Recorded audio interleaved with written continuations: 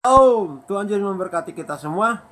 Kita sudah ada di dalam penelusuran perjalanan rohani kita, nafatilas dari Kejadian pasal pertama, ayat pertama, nanti sampai kepada pasal terakhir kitab Wahyu, penutup segala kitab di Alkitab, kesimpulan atau intisari semua kitab-kitab yang ada di Alkitab itu kitab Wahyu.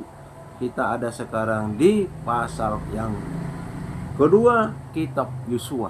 Apa katanya? Mari kita sama-sama mempelajarinya. Makan minum dari firman Tuhan. Karena membaca firman Tuhan sama dengan menguduskan kita. Karena firman ini adalah kudus dan berkuasa untuk menguduskan kita. Terpujilah Bapa kekal selamanya. Haleluya. Amin. Perikopnya pengintai di Yeriko.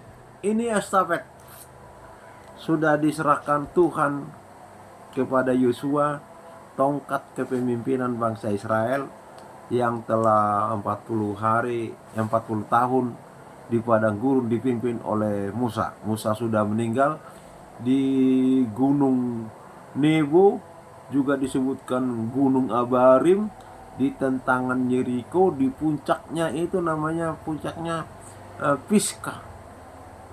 Jadi disebutkan Musa dikuburkan di lembah Moab. Itu dulu kerajaan Moab yang ada di situ sudah dikalahkan oleh bangsa Israel. Jadi dikatakan oleh Alkitab sampai sekarang tidak tahu secara persis detailnya di mana makam Nabi Musa. Tetapi Islam memiliki nama makam Nabi Musa untuk mengklaim bahwa Musa itu ada nabi mereka, bahwa ya cara jitu untuk mengalihkan kebenaran itu adalah di Islam, ya. Jadi ini makanya mana yang duluan. Nah, ini yang mereka sebutkan Al-Quran itu penyempurna kitab Alkitab.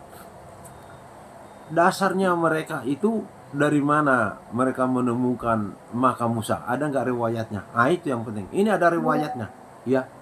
Ini saya sudah baca kemana riwayatnya. Kematian Musa itu ditangisi oleh bangsa Israel 30 hari 30 malam, dan Musa itu meninggal dan dikuburkanlah dia di suatu tempat di tanah Moab, di tentangan Bet-peor. Makanya kalau ke Israel jangan hanya tidak mengetahui Alkitab, rugi. Kalau mau ke Israel tanya juga di mana tentangan Bet-peor kepada guide-nya. Karena di sinilah Musa dikuburkan, tapi tidak tahu persis kan itu tentangan itu kan luas ya. Mungkin barangkali lembah itu, lembah. Nah, di mana tentangan Bet-peor? Nah, disitulah Musa di salah satu tempat titik dikuburkan itu. Nah, disebutkan di sini tentangan Bet-peor, dan tidak ada orang yang tahu kuburannya sampai hari ini. Tidak ada orang yang tahu. Ya tadi Islam tahu. Nah, ini dari mana sumbernya dia? Ya itulah makanya itu jangan marah kalau kita bilang bahwa Islam itu penyesat. Tidak ada riwayatnya, tidak ada sumber beritanya. Mereka ngaku-ngaku seperti yang terjadi ada kuburannya Musa. Nah, mereka akhirnya ditipu oleh orang Yaman. Dibuat kuburan-kuburan di Indonesia ini yang mengaku bahwa nenek moyangnya lah yang menurunkan Insinyur Soekarno. Sehingga mereka itu adalah keturunannya atau saudara Soekarno. Bahkan mereka mengganti sejarah Republik Indonesia ini dengan membuat kuburan-kuburan palsu. Setelah dibongkar nggak ada apa-apanya dan dikeramatkan, setiap orang yang ke sana harus ya turislah membayar uang masuk lah. Waduh, itu uang sampai berjubel-jubel itu. Wah, diserahkan karena dibakar dengan emosi daripada pribumi itu oleh kadrun-kadrun itu. Nah itu, ya memang di Islam itu rawan sekali ditipu, rawan sekali. Saya juga sering ditipu, rawan sekali. Ya di Facebook ini, saya punya kebutuhan persis seperti yang disampaikan iklan. Setelah saya beli, ternyata boneka, mainan-mainan, obat-obat yang tidak ada gunanya, hanya diformulasi seperti itu, dibungkus segala macam. obat gigi lah, odol lah dari Jepang. Nah, gigi saya masih tetap bolong-bolong rompal, katanya bisa menghadirkan gigi baru. Wah, sudahlah, saya udah 2 macam itu, nggak ada faedahnya. Obat tikus lah bikin kering, saya kasih tikus makan, nggak dimakan, tikus tetap berkeliaran. Ya, nggak tahu ke tikus apa modelnya atau obatnya yang nggak cocok. Ayat 1, Yosua bin Nun dengan diam-diam melepas dari Sitim 2 orang pengintai. Katanya, pergilah, amat-amatilah negeri itu dan kota Yeriko. Nah, kalau Musa 12 orang pengintai disuruh masuk ke kota Yeriko, wah, itu membuat gentar seluruh rakyat Israel, karena 10 orang memberitakan, gawat, mereka raksasa kita ini seperti belalang. Bahkan di sana itu orang-orang yang raksasa itu, yang kuat-kuat, yang memerintah itu memakan rakyatnya sendiri. Wah, ketakutan lah. Jadi kalau kita ini nanti akan diganyang, yang suami-suami, istri, anak-anak kita dirampas sama mereka, diperbuat sesuka mereka. Waduh, yang tentunya yang ibu-ibu, yang anak-anak menangis histeris. Hanya 2 yang mengatakan tidak. Karena kita punya Allah yang dahsyat. Kita telah terbukti mengalahkan bangsa-bangsa. Bahkan di daerah yang kita injak ini, daerah Moab, Seir, apalagi tuh 3 bangsa di situ, kita taklukkan habis. Nah, itu kalah suara lah. Musa sampai mau dilempari, dibunuh, setelah menyuruh 12 orang itu pengintai itu tidak seperti yang dijanjikan Tuhan. Wah, marah besarlah mereka kepada Tuhan. Ya, dihujat lah, macam-macam lah, yang seperti sekarang lah. Ini bahasa-bahasa kasar mungkin muncul di situ. Musa berlutut, terserah mau dilempari atau dibunuh, berdoa Musa. Sudah, akhirnya Tuhan katakan, oke, mereka menuntut balik ke Mesir. Sudah, putar lagi balik ke Mesir. Dibawa lagi ke Mesir. Makanya Musa itu disebutkan, bangsa Israel itu berputar-putar. Tidak sampai, sebenarnya ya tidak sampai 40 tahun lah, 40 hari katanya memang harus sampai itu. Sampai 40 hari coba. Karena ternak, anak-anak. Sampai lagi di Laut Merah, tempat mereka menyeberang itu, dibelah laut itu. Tuhan tidak membelahnya. Mereka hanya menatap dari situ Mesir. Waduh, gak bisa lagi. Marah lagi mereka. Mereka suruh lagi Musa bawa ke tanah Kanaan. Loh, dibawa lagi. Waduh, sudahlah. Jadi capek Musa itu. Memang capek Musa itu. Akhirnya 40 tahun baru nyampe.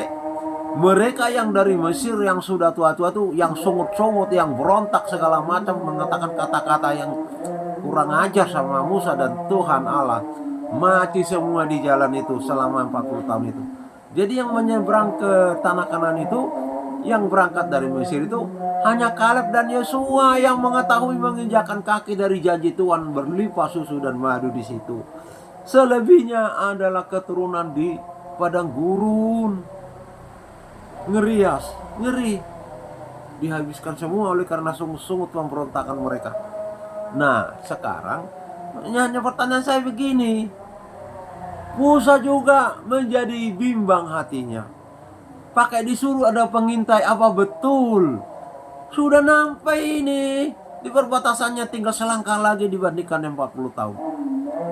Apakah betul? Waduh, Musa tidak sudah ragu atas janji-janji Tuhan itu yang dijanjikan kepada Abraham, Yakub, Ishak, Yakub, dan kepada Musa sendiri. Itulah akibatnya. Muncullah sungut-sungut, muncullah pemberontakan.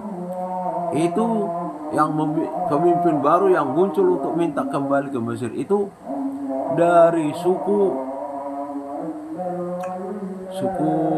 Nikolaus. Ada 3 itu trio nabi muncul.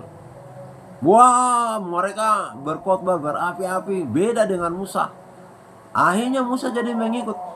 Setelah sudah jauh segala macam, kita tentukan sekarang pemimpin, katanya Musa. Kalau memang saya tidak lagi mau diterima jadi pemimpin, marilah kita berperkara Kita minta Tuhan untuk sebagai hakim. Sudah, Musa berdoa segala macam. Kumpulkanlah bangsa itu. Dan dikumpulkan.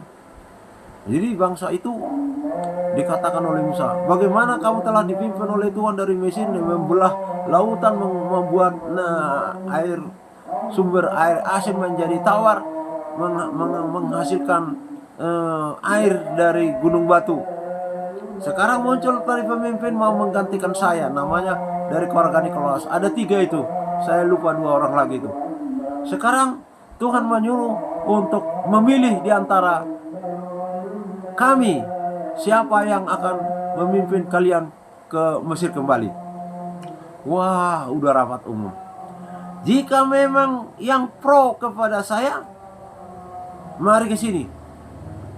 Yang pro kepada Nikolaus tinggal di sana. Dibagi 2 itu tempat. Dah. Wah, ketahuan sudah. Ketahuan. Kalau salah lebih banyak ke Nikolaus. Nah, kalau memang Tuhan telah menyingkirkan saya karena kegagalan masuk ke tanah Kanaan, bila Tuhan yang menghukum saya, jadi mati sudah karena menggantikan pemimpin, ya toh. Tapi kalau Nikolaus yang benar, yang Tuhan tunjukkan seperti yang dia katakan, bahwa saya ini begini, begitu, begana, begono, begini, bila Nikolaus yang memimpin kalian ke Mesir, saya sampai di sinilah riwayat saya. Tapi kalau bukan, biarlah Nikolaus yang dihukum oleh Tuhan. Akhirnya disuruhlah masuk ke rumah masing-masing. Nikolaus dan 3 orang itu masuk. Dan orang-orang yang mengikuti Nikolaus masuk. Yang mengikuti Musa masuk. Musa masuk kepada rumah masing-masing. Ternyata Tuhan tiba-tiba membuka, di situ disilakan membuka mulut bumi. Itu keluarga Nikolaus ditelan semua hidup-hidup. Dan 3 orang nabinya, ya sahabatnya lah kalau Islam ya, penyokongnya. Habis peristiwa itu gempar, yang mengikuti Nikolaus akhirnya datang kepada Musa menyembah dan menyerah. Tapi mereka tetap minta ke Mesir. Kembalilah ke Mesir, tapi nggak bisa menyeberangi laut Tibirau. Kembalilah lagi ke Kanaan. Nah, ini sekarang Yosua mengikuti lagi pola Musa, disuruh lagi pengintai. Waduh, kenapa tidak langsung Tuhan, kami sudah nyampe, kami mau menyerbu, bagaimana caranya? Disuruh lagi mengintai. Padahal Yosua sendiri yang sudah mengintai masuk kepada Yeriko sama Kaleb sama 10 suku Israel, tua-tua Israel yang dipandang pemimpin daripada suku-suku itu. Ini, pergilah mata-matilah negeri itu dan kota Yeriko. Maka pergilah mereka dan sampailah mereka ke rumah seorang perempuan sundal yang bernama Rahab, lalu tidur di situ. Bukan meniduri perempuan sundal itu ya teman-teman muslim ya, ini rawan ini bisa langsung dianukan, ini keselangkangan. Aduh, mohon maaf. Makanya kita bicara ke teman-teman sana itu riskan itu, karena larinya ke sini mereka. Tidur di situ.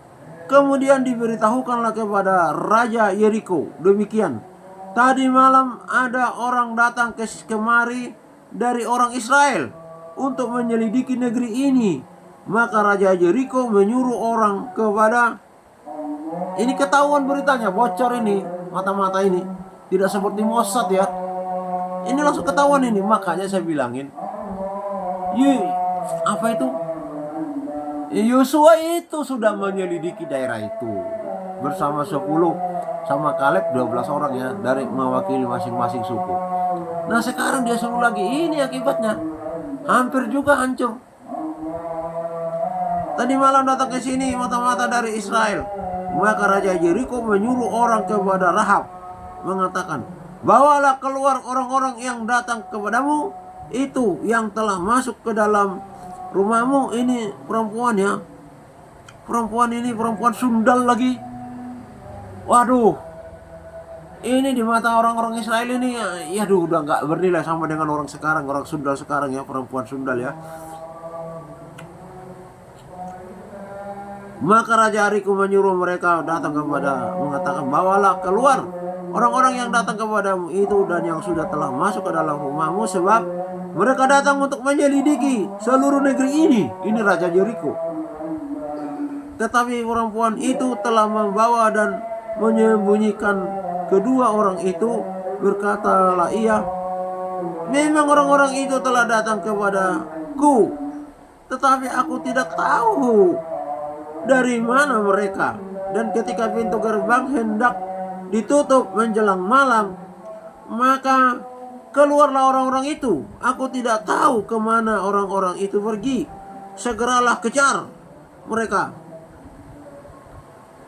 Tentulah kamu dapat menyusul mereka, katanya perempuan sundal kepada utusan Raja Jeriko. Tetapi perempuan itu telah menyuruh keduanya naik ke soto rumah dan menyembunyikan mereka di bawah timbunan barang rami yang ditebarkan di atas soto rumah. Ini untung saja tidak diperiksa soto ini. Kalau diperiksa, hancurlah dua orang itu, dibunuh sama Raja Jeriko. Makanya ketidakpercayaan mengancam keselamatan kita, bahkan mengancam nyawa kita, seperti yang dilakukan oleh Yosua ini. Aduh, dia sendiri sudah meneliti daerah ini, disuruh Musa. Nah sekarang gilirannya disuruh lagi dua orang mata-mati. Kenapa tidak langsung minta Tuhan bagaimana strateginya menyerang, merubuhkan kubu Yeriko ini?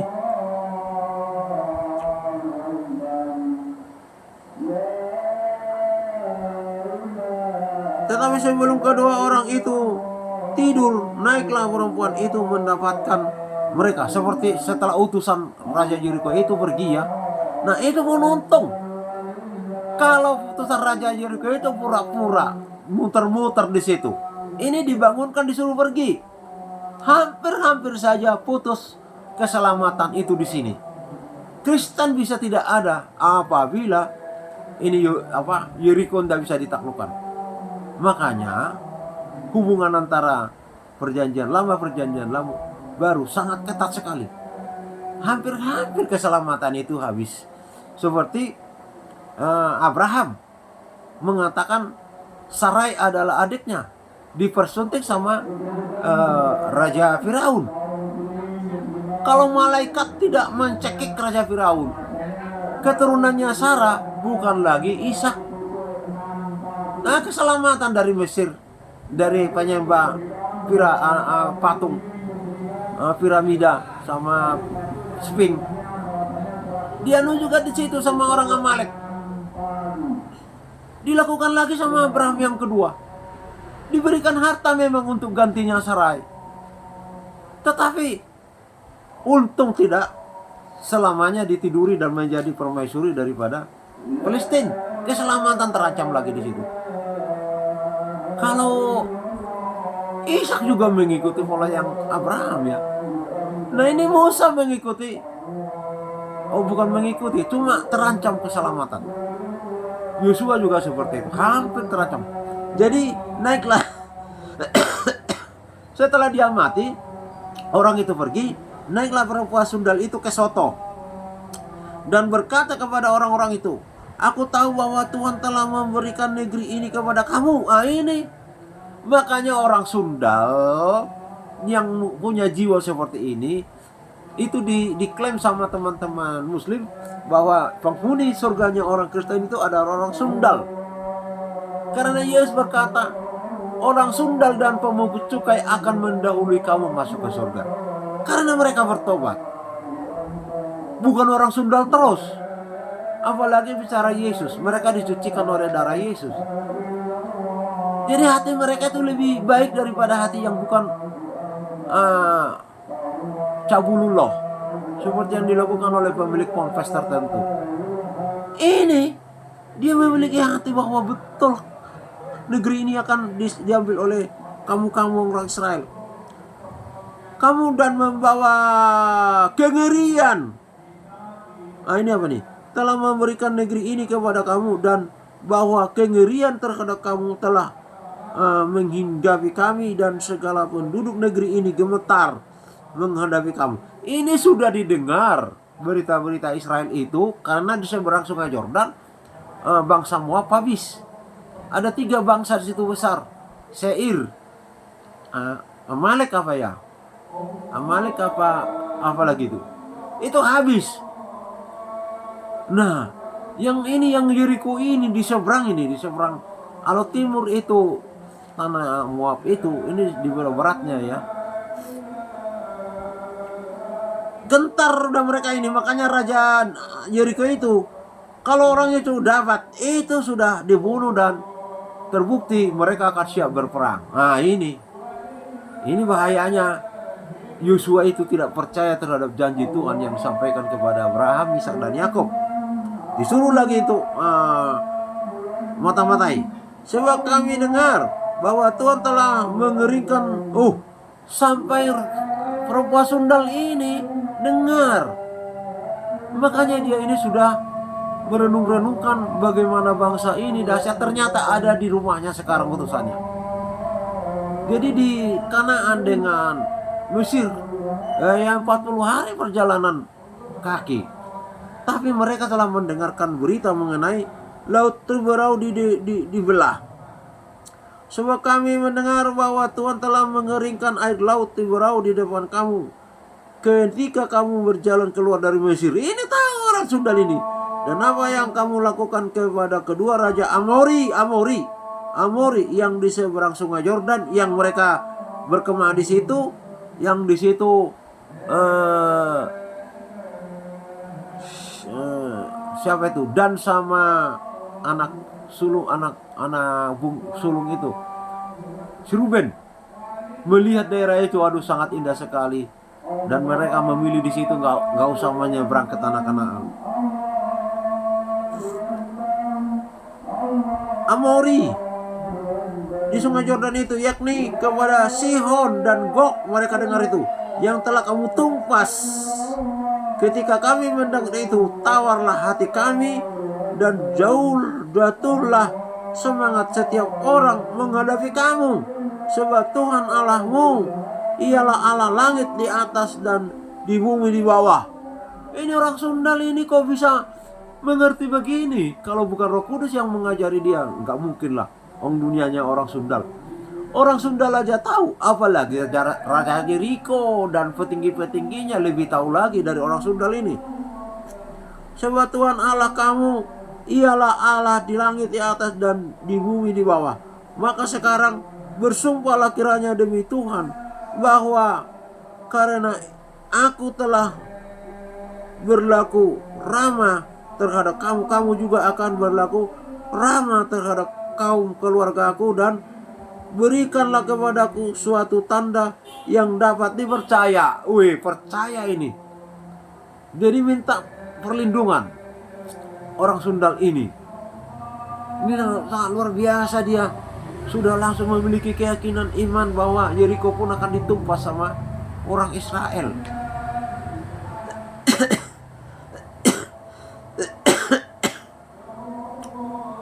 Bahwa kamu akan, dan saudara-saudaraku, dan bahwa kamu akan membiarkan hidup ayah dan ibuku, saudara-saudaraku dan laki-laki, saudaraku yang laki-laki dan yang perempuan, dan semua orang-orang mereka, semua orang-orang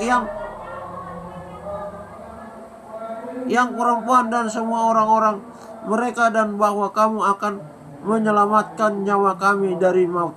Artinya saudara-saudaranya orang perempuan Sundal ini, yang laki-laki dan perempuan dan orang-orang mereka, maksudnya anak-anak mereka, sepupu-sepupunya lah ya.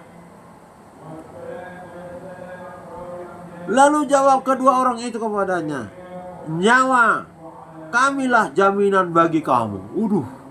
Luar biasa.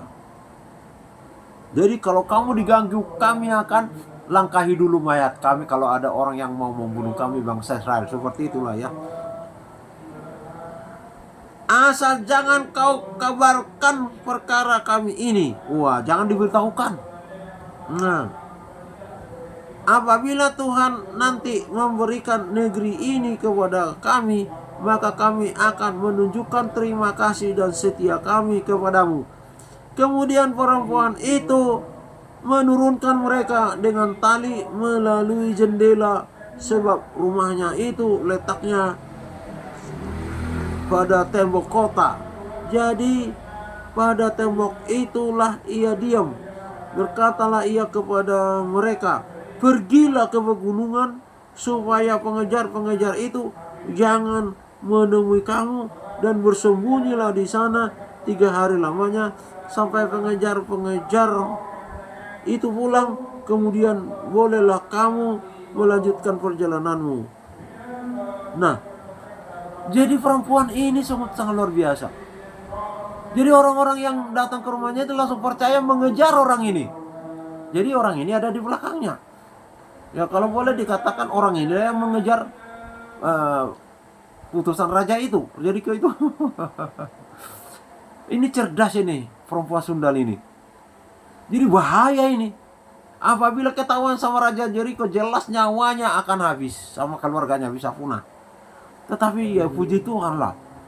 Jadi utusan Raja Jericho ini tentu pahlawan perangnya yang diutus. Langsung percaya. Selamatlah.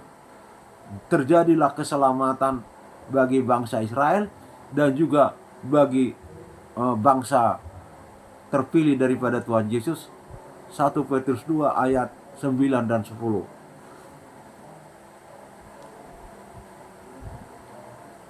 Kedua orang itu berkata kepadanya, kami akan bebas dari sumpah kami ini kepadamu, yang telah kau suruhkan kami ikrarkan. Sesungguhnya apabila kami memasuki negeri ini, haruslah tali dan benang kirmisi ini kau ikatkan pada jendela tempat engkau menurunkan. Ini tandanya. Jadi seperti itu. Jadi kita ini diajari ya. Seperti misalnya sekarang, Tuhan, aku tidak tahu jalan mana yang kupilih. Kalau nanti tanda yang Tuhan berikan ini seperti ini, berarti itu jalan Tuhan. Ini caranya kita ini untuk mencari kebenaran, mencari apa yang dikehendaki Tuhan. Jadi tali kermija yang menurunkan mereka harus diikatkan di jendela itu sebagai tanda bahwa inilah perempuan sundal yang menyelamatkan orang itu. Seperti itu. Nah, saya sudah pernah katakan, mengapa perempuan yang disebutkan Yesus anjing itu malah terbalik setelah itu dia akui dirinya anjing dan merendahkan diri serendah-rendahnya di hadapan Tuhan. Yesus berbalik mengatakan, hai ibu. Begitulah Tuhan ajarkan kalau cara kita itu menarik hati Yesus, untuk Yesus itu berbalik kepada kita. Ya seperti perempuan sundal itu, jangan melawan. Siapa bilang saya anjing? Kamu itu bagaimana? Saya minta anakku untuk disembuhkan, kok malah saya dituduh menjadi anjing. Banyak seperti itu orang Kristen. Saya sudah bergereja, saya sudah kasih perpuluhan, saya memang ternyata begini hasilnya, malah tambah saya sakit-sakitan ini. Tuhan apa itu? Wah sudah hancur itu. Malah Yesus tidak berkenan. Jadi Tuhan katakan, rendahkanlah dirimu di hadapan Tuhan yang Maha Kuasa, supaya kamu ditinggikan. Tapi siapa yang meninggikan akan direndahkan. Nah ini perempuan dari Jero Fenisia Yunani yang anaknya kerasukan setan dan sakit-sakitan itu. Iya Tuhan, kalaupun aku disebutkan anjing, memang aku betul adalah anjing, karena dia tahu kelakuannya. Tetapi anjing itu pun Tuhan, hanya remah-remah yang jatuh dari anak Tuhan itu pun mau dimakannya. Wah, hati Yesus langsung luluh. Jadi begitu caranya untuk meminta kepada Yesus, seperti perempuan ini merendahkan diri. Jadi kita harus merendahkan diri terus di hadapan Tuhan yang Maha Kuasa. Nah ya, mana tadi? Ini berjanji. Jadi tali kemisi itu jangan engkau buang, ikatkan itu di jendelamu, apabila kami melihatnya, kami akan melindungimu. Wah, itu sangat luar biasa. Ini cara Tuhan hikmat dari surga ini. Akibatnya lalu darahnya tertumpah dan kami tidak bersalah apabila itu tidak ada. Tetapi siapapun juga yang ada di dalam rumahmu, jika orang yang menciderainya, kamilah yang menanggung akibat pertumpahan darahnya. Wah ini. Jadi nggak boleh. Nah ini disampaikan nanti ke Yosua. Dan di dalam rumahmu jika ada orang yang mencederainya, kamilah yang menanggung akibat pertumpahan darahnya. Langkahi mayat kami dulu kalau orang itu mau membunuhmu. Seperti itu. Tetapi jika engkau mengabarkan perkara kami ini, maka bebaslah kami dari sumpah kami itu yang telah kau suruhkan kami ikrarkan.